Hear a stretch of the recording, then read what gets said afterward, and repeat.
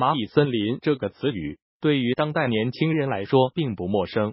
成立于2016年的它，甫一上线便收获非比寻常的关注，因其线上种树、线下栽树的运营模式，一度吸引无数爱心人士在各大沙漠栽下属于自己的独一无二的树。那么时隔3年，曾经阿里斥巨资打造的蚂蚁森林，如今变成啥样了？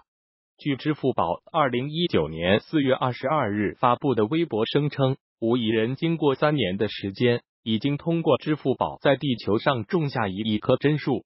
多个曾经的荒漠都变成了绿洲，原本风沙肆虐、荒无人烟的沙漠，如今大妈们甚至都能在周围跳广场舞。以甘肃岷县红崖山为例，原本这里还是一望无际的沙漠，一不小心就会迷失方向。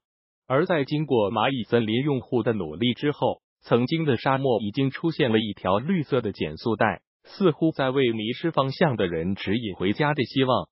而一直有着死亡之海称号的阿拉善沙漠，也曾因为成效显著的绿化登上新闻报道。与原本相比极高的植被覆盖率，让这里发生沙尘暴的次数急剧缩减，居住在当地的居民已经很少会再担心毁天灭地般的沙尘暴了。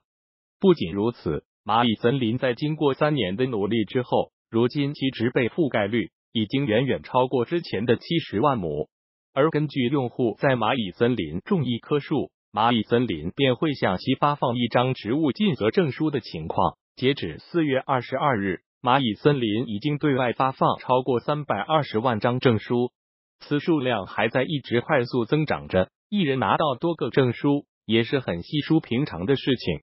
早在2017年，阿里便凭借着蚂蚁森林位列2017年财富杂志公认的50家改变世界的公司之一，而阿里能获得此番殊荣，绝对与这数以亿计的蚂蚁森林用户的努力密不可分。